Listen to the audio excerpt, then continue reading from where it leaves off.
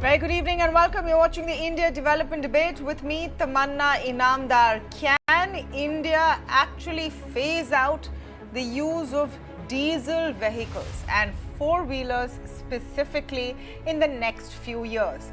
That's a recommendation that has been made by a panel formed by the Ministry of Petroleum and Natural Gas that says there should be a total ban on the use of diesel four-wheelers by 2027 in cities which have a population of more than 10 lakhs.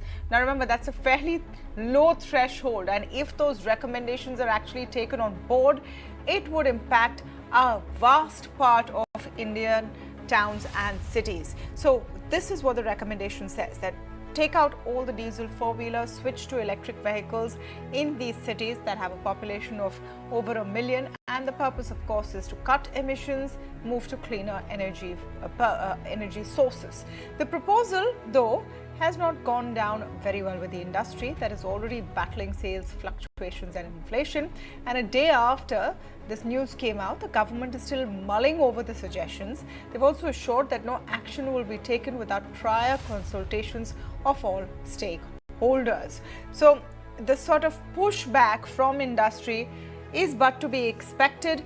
Just a short while ago, the industry has had to move from BS4 norms to BS6 norms on diesel engines. A lot of expenditure has already taken place there. So have OMCs spent money on changing the technology to meet the new emission norms. Will they have to shut all of that by 2027? That seems difficult.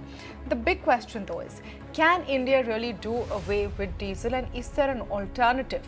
Before we go ahead, let's just tell you that in the big picture, we need to do this if we want to reach our goal of being net zero emission by 2070. We've also promised that we will reduce greenhouse gases, that we will move to renewable energy as a source of electricity of up to 40%. So to hit all of these goals, tough decisions need to be made. This is properly and probably one of them. What exactly does the panel report say? Let's take a look at this report before we move ahead. So this time, auto industry has reacted to the oil ministry's proposal. They are clearly taking it as a very serious issue. They're ready to meet oil ministry officials, and also they're saying the whole proposal will be detrimental to country's growth. Remember, 50% of manufacturing of India comes from auto industry.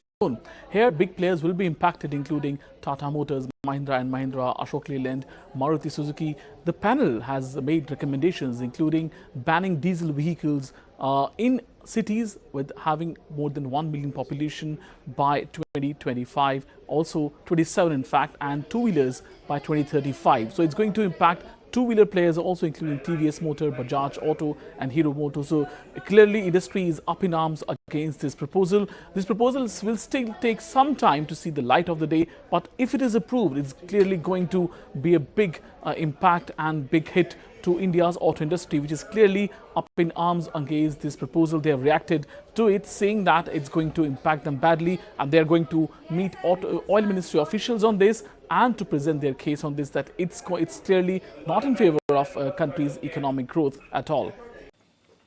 All right, to speak more on this, I'm joined now by Arun Malhotra, auto industry expert, Vimlendu, environmentalist, with me on the show today. Mr. C.S. Vigneshwar, Vice President of FADA, is speaking with us on the program. And I'm also talking with Abhijeet, Sinha, Program Director of Ease of Doing Business. Welcome to all of you, and thank you so much for speaking with us on the show. Mr. Vigneshwar, let me begin with your take. How is the industry looking at these proposals? And frankly, is diesel, at least in the passenger vehicle space, such a big deal as it was even 5 years ago? Thank you so much, Tamanna, for the opportunity. And the industry has come a big, steps in terms of had made huge progress in terms of how diesel vehicles are being sold right now. 5 years ago, diesel vehicles used to occupy about 49% of the market share. Right now, last year at least, it occupied about 18%. And what is it being replaced by? Power to the people who make the choice. They've been able to choose from LPG, CNG, hybrids, EVs. So many alternate fuels are coming, and petrols also are catching up over the diesels. To be honest, I think a larger roadmap has to be given for the industry so that they can also equip themselves in terms of technology, in terms of every other resource, to make sure that such targets are met. Having said that, I think environment is something which is very, very dear to the industry and to all of us around. We realize that we need to leave a better tomorrow for our future generations. The current greenhouse warming would not make any sense in the future if we continue this way. And more importantly, what we request for is to look at the total carbon footprint. The total carbon footprint would also include where this electricity is being produced from. Today, we're talking about EVs in a big way, which is a great thing. It's absolutely phenomenal in terms of a technology. Our country still produces over 80% of its energy in terms of electricity through coal. So would that be a great substitute for diesel or any other fuel? Probably needs to be looked at in totality. However, the automobile industry has come a long way in the last 4-5 years, where we've jumped straight from BS4 to BS6. This has never happened in any major economy in the world. We've also moved to OBD2, which again is able to monitor pollution better. And but however, we need to do much more for the environment. And we as dealers... Short answer, Mr. Vigneshwar. Are you on board with this proposal? Of course, it's being mulled. It's only a proposal right now. But if it were to be pushed, are you on board? Is 2027 doable? I think we need further consultations on that. If you would ask me a yes or no answer, I don't have it because it's a very new proposal which has come in. We also need to deliberate with our partners to see whether this is going to be done. It can be done in terms of technology. So let's see. All right. So everyone agrees that the intent is good. The question is the timeline. Arun, Malhotra, would you like to weigh in? And is the real issue not passenger vehicles as much as commercial vehicles? Diesel is still seen as cheaper. It's still seen as, more affordable. And especially for commercial vehicles, for large transportation, it's still very, very prevalent. Tamanna, absolutely right you're saying. I think the challenge is not in the other segments. Two-wheelers, anyway, 100% is non-diesel. Three-wheelers, surprisingly, has moved, which is the small commercial vehicles, to non-diesel, whether it's CNG, LPG, or maybe electric. Cars, even passenger vehicles, as Vigneshwar mentioned, the shift is very sharp. It's already up to 84%. But the challenge is in the medium and heavy commercial vehicles, the trucks and buses, where the ratio is still 95%. I just can't fathom, and we don't have any technology at the moment, whether it's LNG, whether it's hydrogen, whether it is CNG, which can take this transition to around the country. The other big problem I see is that 1 million population. There are 54 cities in more than 1 million population in India. And if I just take the state of Madhya Pradesh, Bhopal, Indore, Jabalpur, Gwalior, diesel should be banned by 2027. If you disturb the economy of this state with these 4 cities, in a way we are talking of the ban of diesel across the state. So I think the mulling point is more on heavy and medium commercial vehicle. There is no alternative available. And even the shift to EV has been very, very slow. And other technologies are still early days. So I think as far as passenger vehicles are concerned, we are on the track. There will be some challenges, but I think the industry can probably overcome those challenges. But as far as medium heavy commercial vehicles, I don't see how it happens in the next 4 years. So medium commercial heavy vehicles is where it gets stuck. Abhijeet, Sinha, from the point of view of ease of doing business, does this become a challenge or does this become a catalyst? I would go with what right word you used for this is content. Intent is very, very much clear, and it is seen that slowly later we'll have to move to it. But when it comes to content, we need to have everybody's consultation. We definitely have to have industry also at our side. But when it comes to government, the road is not so very smooth and not so very rosy. If we do not do it at this time of time, we will be accused, or government or regulatory bodies or NGT or ministries, they will be accused that you did very late and you did very low, very less. If we do it now, then we also need to have industry's perspective. It's not only into the diesel buses or diesel commercial vehicle, but it is also into other policies which are going ahead the industry. So if you look at back 5 year, 10 year, 8 year back, then industry used to follow up for new policies and new laws, which is the government used to be late, lethargic, paralysis, all this political stuff. But now, possibly into battery swapping, possibly into bringing a new technology, government pulls industry up ahead and preparing them, keeping them with their side is very, very difficult and challenging job. If they do not do it, then they are also being condemned. If they do it, then condemned by the industry right now. So this criticality need to be seen in right manner of balance, which you said commercial vehicle are very good to go ahead with. Private vehicle may take some time. Commercial vehicle, I'm also project director of National Highway EV, so I can give you in and out of how buses and cars they're running between Delhi, Jaipur, Delhi, Chandigarh, Delhi, Haridwar, all electric. There is no issue on going on electric vehicle, and it is far much more cheaper than diesel. So electric vehicle is doable. That's important. Abhijeet Sinha says it's doable. Vimlendu, I want you to weigh in. Is this going to be enough, or a tough decision that needs to be taken if you want to hit our 2070 goals? Absolutely, Tamanna. If we have to hit our net zero goal of 2070, we will have to do this and much, much more. And, the kind of skepticism that we actually have, that how will we manage to do it within 4 years? Imagine perhaps we had a similar kind of a conversation, a couple of decades ago when Delhi's public transport and autos actually went diesel-less completely. And that was the kind of emotion and anxiety that people shared, that how will we do it? We had to do it, and we did it. In this particular case also, given the scenario, both of carbon that we're talking about in terms of net zero goal of India, and also several studies, just most recent, 4 years ago, there was a study by several reputed research organizations attributing almost 66% of air pollution deaths to diesel vehicles. When you have a lot of emission, when you have a lot of death due to these emissions, then India, both the industry, which is accountable, responsible, and also part of this overall country's progress, not just economic progress, but also human health and human ecology progress, will have to really move quickly.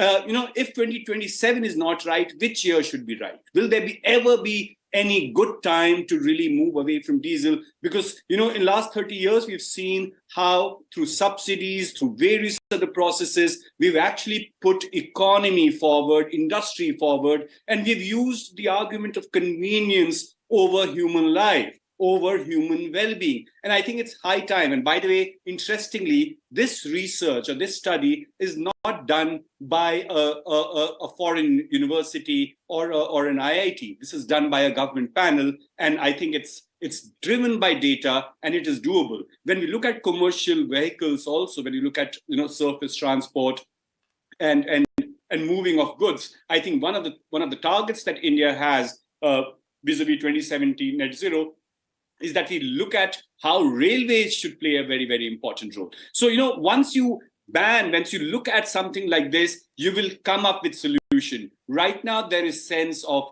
lethargy, chalta hai. You will keep continuing with the convenient, dirty fuel, because it's business as usual. We'll have to disrupt business as usual if you want a healthier India, and if you actually want a 2070. I want responses. Let me come to Mr. Vigneshwar first. At some point, that tough decision will have to be made. If not 2027, is there a timeline by when it will be possible? Is there an alternative which is as cost efficient that industry is working on? And if not, then why not? Tamanna, a lot of technologies are being worked on right now. A lot of them are at their nascent stages, and probably government regulation would expedite it. I completely agree with what Mr. Sinha said. And I also understand where Mr. Jha is coming from. A lot of us have also invested in green technologies in our dealerships and as such. But I'm going to my old point. If, let's say, EVs are the cleanest of fuels, which is the image right now, I agree with it. Let's say in Norway, where more or less 95% of the energy produced there is through renewables, there it is clean. But I'm again coming back to our own country in India, where more than 80% of the energy produced is through coal. What are we substituting diesel with? We're going to substitute it with diesel pollution would be substituted by coal pollution. So we all, the environmentalists, the business partners, the government, all of us need to sit and work out what is going to be the total carbon footprint. What are we replacing diesel with? So moment we start doing that, we are going to get absolute more clarity on it. Because absolutely sudden knee-jerk reactions may not get us there. We are committed as an industry for cleaner environment, but how we get there and what are the consequences of getting there needs to be discussed further, and we are all for it. So they're all for it. Mr. Malhotra, your take on whether we have enough of an alternative when it comes to commercial vehicles, and what will need to be done in terms of policy push as well. Just saying let's phase out diesel is not going to be enough. Industry will come with with demands of a sweetener. OMCs will come with demands for a sweetener. I'm sure transport associations, everyone is going to get into the act and say what's in it for us. Do we need a carrot approach or a stick approach here in terms of policy? So I think we need both a carrot and a stick approach both. Now, talking of the stick approach, which is indirect, if you look at the BS6 norms and now the second phase norms of the diesel this year from April have been made more stricter because on the real driving emissions, effectively number of models of passenger vehicles have been phased out. And the next norms are coming in 2027. So it doesn't make economic sense even for the industry to continue with diesel. But I'm coming to the part of heavy commercial vehicles. One of the initiatives the government needs to do is it needs to have a more technology agnostic approach, because there is CNG, there are there's hybrid fuels, there's flex fuels. So, this fascination of EVs only, EV is good, but somehow I don't think we are ready for that thing. So one is what Mr. Jha mentioned is how we can ramp up the railway, which doesn't contribute at the moment, still 30% of our big movement. But how do we bring railways to that position? But the second is use other fuels also. Today, the FAME policy only incentivizes EVs. There is no incentivization on flex fuels, there's no incentivization on hybrids, and there's no incentivization on anything else. So can we have a more holistic approach? A more holistic approach will help. Already, diesel has started declining. It is clearly there. But I think where the challenge is the medium heavy commercial vehicle, a lot of subsidy needs to be given to other technologies even. Because you need to see non-diesel, not just diesel with EV. But then we don't have that, I think, bandwidth to catch up 4 years. So clearly that action is taken. It can happen. Probably you can start with 10 cities when we have the Euro norms, which are the 14, 18 cities. But starting with 50 cities means across the country. So we probably need to go there in 2027, 28, 29. Let's start taking, why 2027? Let's take steps from 2025, 26 only. But start the journey. Rome cannot be built on a day. That's the way I look at it. How can that journey actually be kick-started? Abhijeet, Sinha, you made an interesting point about how the electric vehicle transition is doable for commercial vehicles. Is it as feasible right now in terms of affordability? There is still, a bit of a question mark about availability of recharge, etc. So what have been the changes there? The biggest problem with the thought process which we are fighting, and I think across globe, across countries, people are fighting, that when we go to save Earth, reduce carbon footprint, we believe that someone else is going to come and do it for us. It is not going to happen like this. When it comes to challenges, particularly on the intercity transport, the challenges are less because start point, end point, and where these buses stop and what kind of fuel they take, these all are very, very premeditated. And when these are premeditated, it is easy to create a business model for them, and it is easy to create an optimized utilization model for the infrastructure also. And I'll go with Arunji, with Mr. Malhotra, that he said very rightly that we should not be a technology driven or a technology favorite. It should be a technology agnostic. And to do it, all 5,000 kilometer electric highway are not only having electric, but it is also having hydrogen and possibilities of vending different fuels which may come across period. On this side, if you look at last 4-5 years, more than 4-5 years, NGT said once that we are going to phase out diesel. There was a huge opposition. Gadkari ji said once that I'm going to bulldoze it. You like it or you do not like it. There was huge opposition. So I don't think so. There is a time going to come up, but definitely the kind of preparation which government is doing, the kind of pilot projects for the technologies of not only EV oriented, but also two-wheeler, three-wheeler swapping, four-wheeler on subscription model so that prices goes down. Our minister has already said that by end of this year, the price of an electric vehicle and the petrol vehicle will become same. And to do this, the kind of policy in the swapping was required. It came into this year. The draft came within 90 days. The final policy is supposed to be notified by end of this year. The kind of incentive it was required, I'll again second Arunji into this, that FAME was only incentivizing manufacturing of electric vehicle.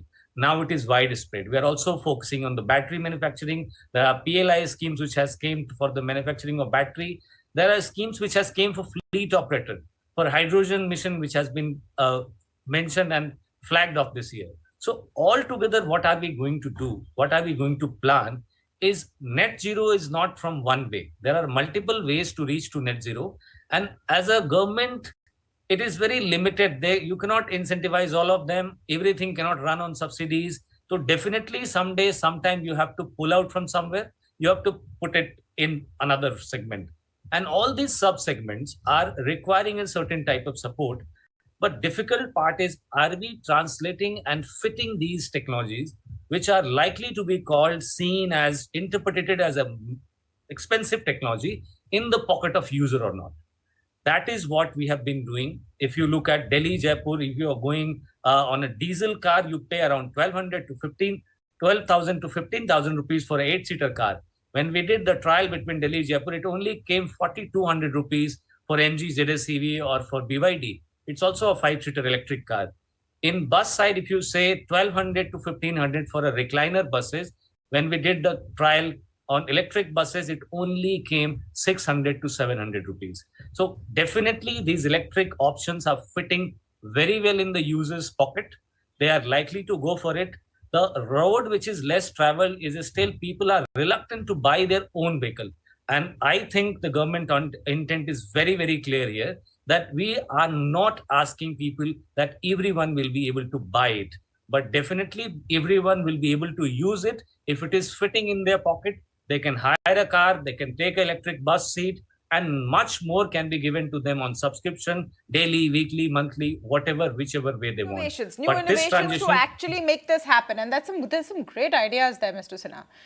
Innovation to really cover that cost gap. And Vimlendu, this is something we need to keep in mind. Obviously, it's a no-brainer that you need a cleaner environment. But we're a price-sensitive country. Our transportation sector works on diesel. You increase the cost of fuel one way or the other, and you increase the pain for the common man.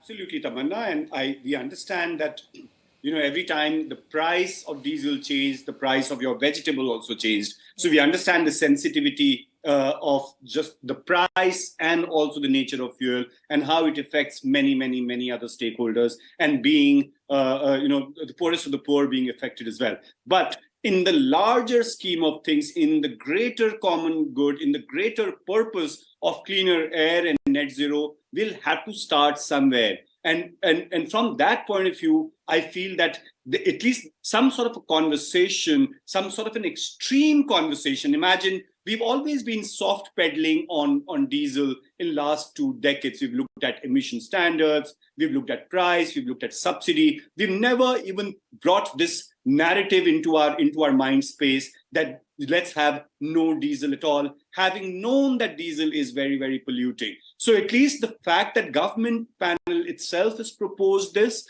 fine, if not 27, 28, if not 28, 2030, diesel needs to stop. And I completely agree with my other co-panelists that, diesel cannot be replaced by coal.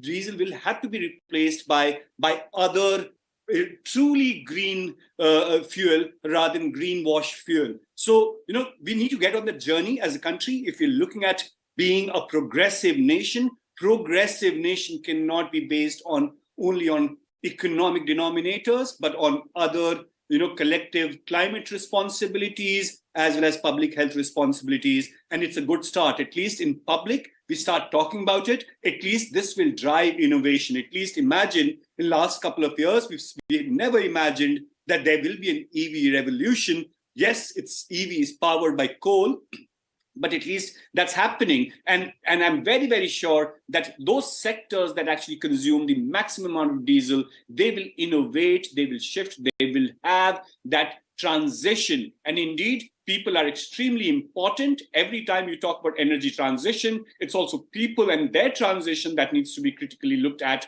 from the lens of equity. And we will have to really look at all the stakeholders.